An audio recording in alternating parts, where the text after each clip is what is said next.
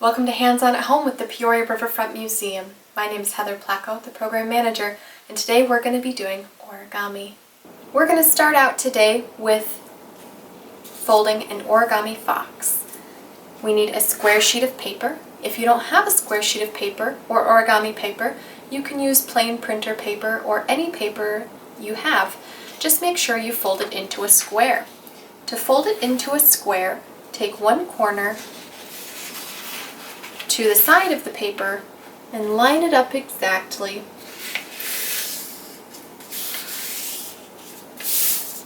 And then cut along this line. And then what's left over will be a square.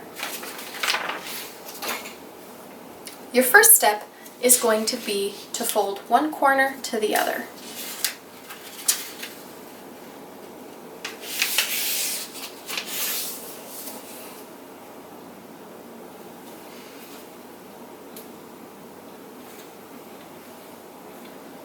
Now unfold it.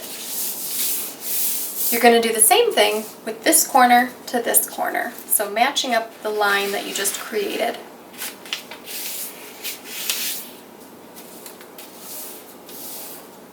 And then go ahead and unfold it. You should see a really nice crisp X through your paper. Now I want you to refold one of those. It doesn't matter which one you refold.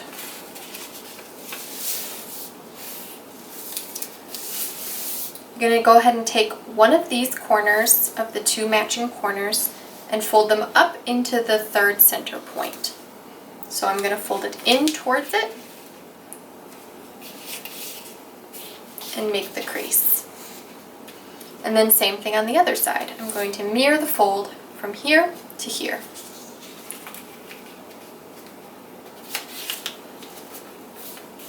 And make the crease.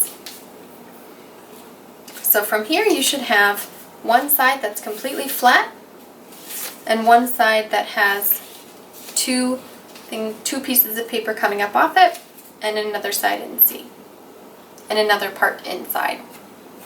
So from here I want you to take the two flaps on either side where these were folded up from, and I want you to fold it in on itself. So you should have formed a triangle. So you should have three different sides. One side only has 1 point. A second side has 2 points. The third final side has 3 separate points. This is very important for creating your fox. So I want you to go ahead and hold down about quarter of the way down from the 3 fold, and take your index finger or your pointer finger and go ahead and put it in the middle of all 3 of those, and you'll see it kind of starts to form a little nose there automatically. Keep pinching down with that other finger though and fold out and down.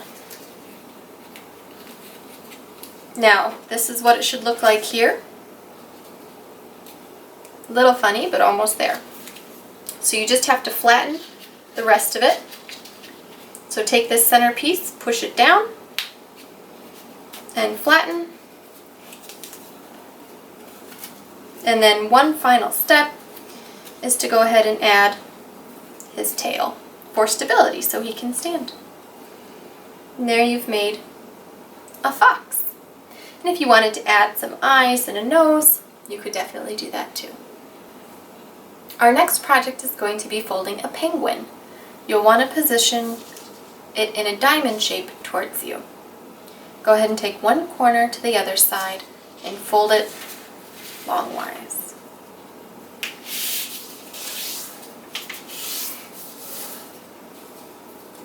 And go ahead and unfold.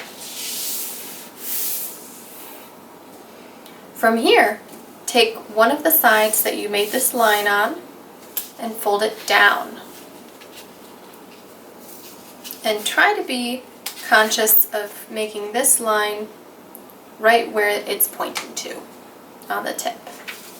This is going to be the head of your penguin. Next, you're going to go ahead and turn it over and invert it. So you're just going to use this fold you already created and take this corner to this side.